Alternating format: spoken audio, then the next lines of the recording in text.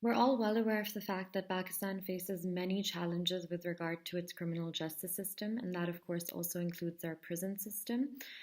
Pakistan's prison population has been on a consistent rise, but unfortunately, we haven't been able to have a proportionate increase in the resources that we allocate in this area. Our prisons are heavily overcrowded. Estimates from November 2017 show that there's around 82,591 prisoners, whereas the prison capacity is only for 45,210 prisoners. Stemming from overcrowding are also associated other concerns which are equally serious.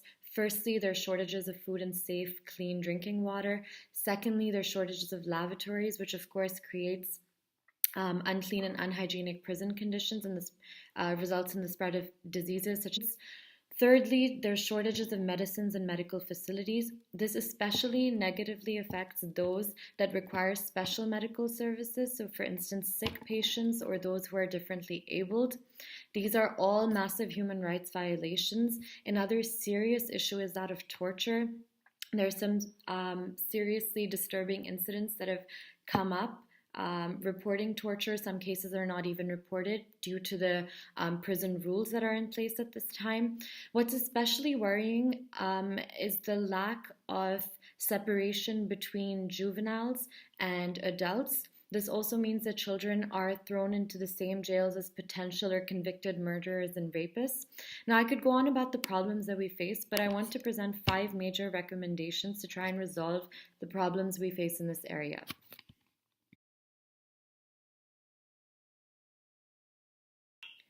So, first, we need a reorientation in policy. We need to shift from an incarceration based system to a rehabilitative model. In this regard, we have a lot to learn from countries like Norway, where the recidivism rate is around 20% only, because its prison system offers rehabilitation and counseling services. Of course, associated with this is also the requirement that prisoners be treated in a humane way, respecting their human dignity. Second, we require that the government immediately decriminalize through legislation or otherwise petty offenses. In this regard, I'd refer you to Section 55 of the Criminal Procedure Code as an example of the types of petty offenses for which arrest should not necessarily be mandated.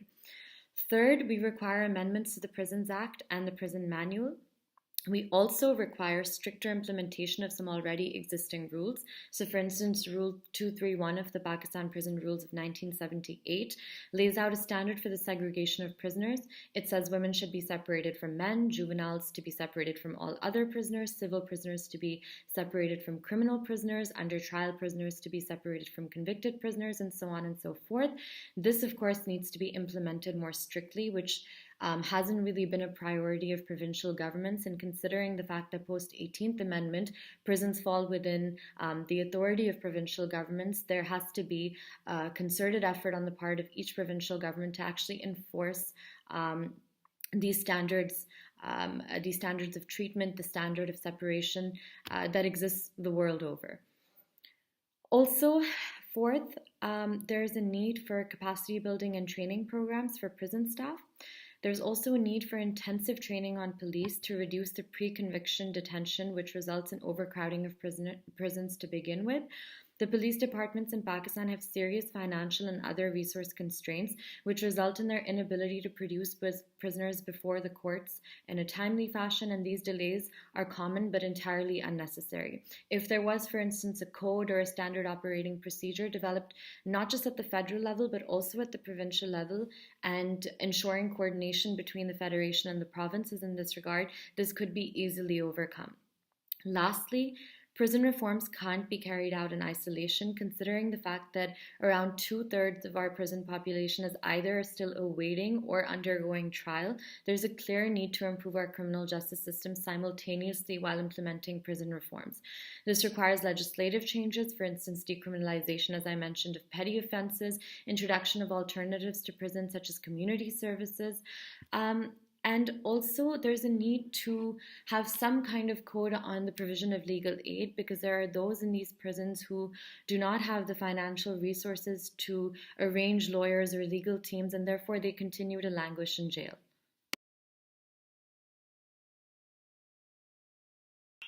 These are very simple solutions for the government to implement, both at the federal and the provincial level. And these are small steps that can be taken, but which will have a massive impact on reforming our prison system. And I would also recommend, in my opinion, I believe that the government should be involving stakeholders that have done a lot of work in these areas. So, for instance, the ICRC in Pakistan has done a report, I think, along with Code Pakistan, which has also done a lot of research and made recommendations in this area. There's also the Human Rights Commission of Pakistan, which has worked in this field. The International Crisis Group in 2011 gave some recommendations. And much of what I've talked about actually is through research of these different laws and these reports as well, side by side.